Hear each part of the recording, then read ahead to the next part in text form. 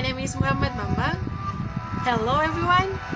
Here, I wanna answer the question from my lecture is Mem Asisa about my mid-test in the subject of assessment and evaluation in ELT, English Learning Teaching. Okay, and here my lecture has given to me 4 questions about mid-test. The first, number 1 is explaining the differentiation about testing, assessing, and teaching. And number 2, when the language assessment could be practicality, reliability, validity, authenticity, and wishback. Give some example. And number 3 is how to design classroom language tests. And the last number, or number 4, is how to construct a good test. Okay, now I will answer the number 1 first. It's the question is explaining the differentiation about testing, assessing, and teaching. Okay, first we are going to testing.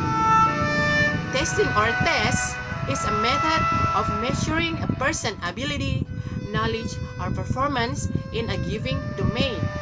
And in a test, there are 5 things we must to know before we make a test. The first one is method. In a method, we must focus on a way, how to do, techniques, strategies, process, procedures, and with characteristic of structure. And the last is explicit. So there are 8 things you must focus in the method. And the number 2 of testing is measure. In the measure, we must focus on instruments or tools to grade and the specific students' level of competence. Okay, I repeat, instruments or tool to grade and specific student level of competence. And then we move to the number 3 of the test is individual ability and knowledge. Individual ability and knowledge. In here, we must focus on individual skill and competence, background, experience. Individual skills and competence, background, knowledge. And then we move to the number 4 of the test is performance. In here, in the performance, we must focus on ability in performing language. Ability in performing language. And then we move to the last of the test is the number 5 is given domain. In a given domain, we must focus on specific area like reading, writing, listening, speaking, and etc. So here the 5 things you must to know when you make a test: method, measure, individual ability, knowledge, performance, and given domain. And then we move to the assessing. Okay, assessing. In assessing, as I say before, test is prepared administrative procedures that occurs at identifiable times. And in the assessment is an ongoing process. Assessment is an ongoing process of the test. For example of assessment, the first, number 1, student responds to a question. Students responds to a question. Number 2, offers a comment. Number 3, tries a new word. tries a new word. Number 4, tries out a structure. Tries out a structure. And the number 5, make a sign, listen to recorder. Make a sign, listen to recorder. And all of 5 example I have explained or I have to tell you is assessed by the teacher, by himself or the other student. First. And then we move to the last. About the question number 1 is about teaching. In the teaching, I will tell you some explanation. The first, number 1 is teacher-students interaction. Teaching is teacher-students interaction. And the number 2, student must have the freedom to experiment. Teaching is student must have the freedom to experiment. Number 3, student try out their own hypothesis. Students try out their own hypothesis. Number 4 is freedom to practice their skills in the classroom without being formally graded. And the last is no teacher's judgment in terms of their trial and errors. Okay, so teacher don't make a judgment to their students. So I have to conclude that teaching is the opportunities for learners to listen, think, take risks, set goals, process feedback from the teacher, and then recycle through to the skill that they are trying to master. It's the explanation about teaching. Thank you. Okay, and then we move to the next question. Is the number 2. Is the question is when a language assessment could be practically reliability, validity, authenticity, and respect, and give some example. Okay, I will try to answer it. First, we are going to reliability. A reliability test is consistent and dependable. If you give the same test to the same students or match students on 2 different occasions, the test should yield similar. A reliability test is consistent in its condition across 2 more administrations. Is give clear direction for scoring or evaluation, and then has uniform rubrics for scoring and evaluation, and then lends itself to consistent application of those rubrics by the scorer, contains item or text that are unambiguous to the text taker. Okay, and then we move to the validity. Validity as integrated evaluate judgment for the degree of which empirical evidence and theoretical rationalists support the adequacy and appropriateness of information and action based on the test score or the modus assessment, like that. And then we move to the authenticity. In the authenticity test is contain language that is as natural as possible, has items that are contextualized rather than isolate, includes meaningful, relevant, interesting topics, provide some thematic organization to items such as through a storyline or episode, over text the replicate real world text. It's authenticity.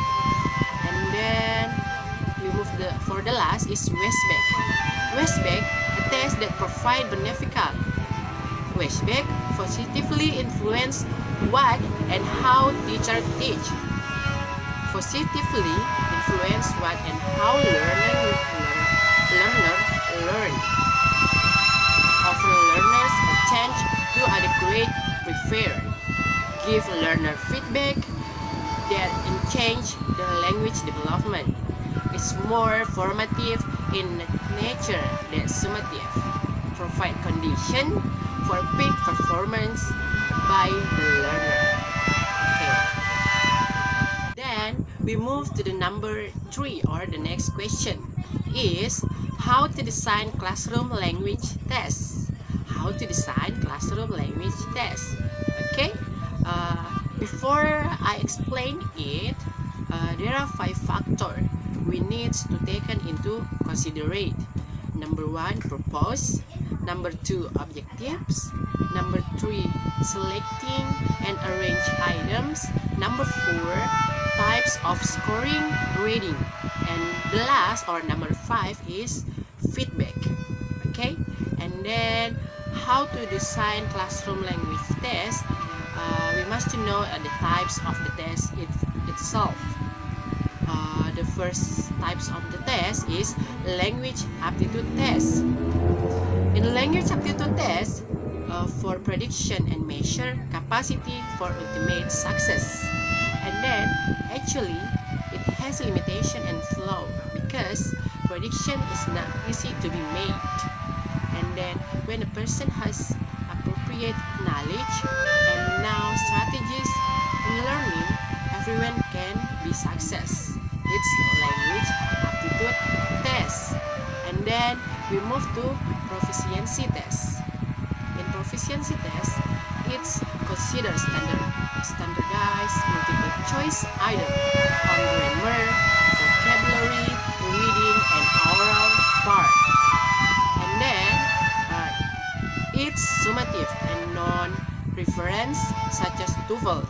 So in proficiency test, it's like TOEFL test. And then we move to the placement test.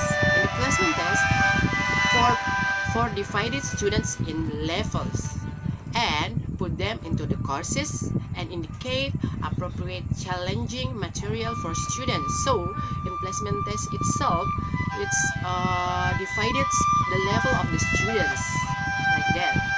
And then we are moving to diagnostic test. In diagnostic test, for diagnosing for a specific aspect. And then placement based on a course level also serve diagnostic purpose. And then it's different from achievement test because it's focused on more detailed sub-categorized information learner. So diagnosis is especially for diagnosing for a specific aspect like that. And then we are moving to achievement test. In achievement test, it is directly related to classroom lessons, and it is limited within a particular material and curriculum in a time frame. It's achievement test. And then a good one can offer feedback for learner performance quality. It's achievement test. And then after we know the types of the test, we are moving to some practical steps on text constructing. Some practical steps to test constructing. Okay, the first is assessing clear and ambiguous objectives by knowing the purpose of the test we are creating, and then set clear and specific objective. It's the main point.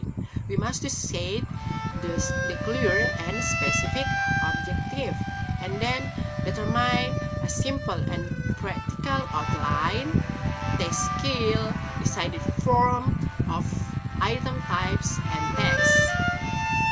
And then next, devising test by drafting the question. Is revising the draft, request aid from college, and imagine yourself as students who write for this test. And then designing multiple choice items by checking practically reliability facility of cheating. And then the last is we are going to scoring, grading, and giving feedback. It's the one thing in designing classroom language test is scoring, grading, and giving feedback. In the giving feedback, in scoring, grading, and giving feedback, teacher assign letter grade level depend on culture, context, and relation of English classroom and teachers' expectation, and even weight and point on each section. After testing, student identification of success and challenging can be given.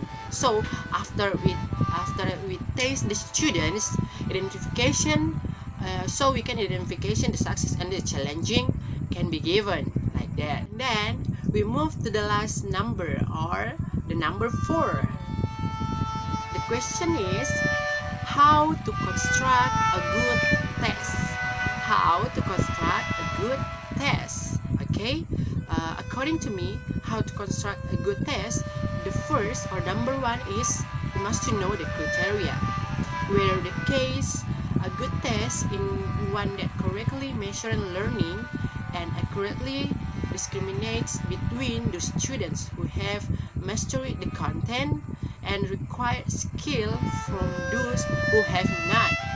This could be achieved if each let's undergoes an thorough pre-screening by one trained and assess its criteria. And then the next must we know is the potential pitfall after the criteria, and number 2 is potential pitfall. While writing a text item is relatively easy, constructing good text item requires technical knowledge of the principle of assessment. If not carefully constructed, text item will be exposed to several weaknesses that injure the overall validity. There. And then we move to the number 3 is avoid ambiguity. We must to avoid ambiguity. It's of course because as indicated by the above example, it is difficult to answer the question. They are not clear in meaning like that. So we must to avoid ambiguity. And then number 5 is keep it simple. Keep it simple. In an attempt to impress supervisors, students, and parents, some teachers unknowing use difficult words in their tests. So the students didn't know how to answer it, how to answer the question, because some of the teacher use the hard word to in the test, so it's make the student is confused. So just keep it simple. And then we move to the number 6 is consider time efficiency. Yes, it's the one of the important thing also we must to do is, although achievement tests used in the school are not speed tests, we often get the impression that students must throw question in every time they write a test.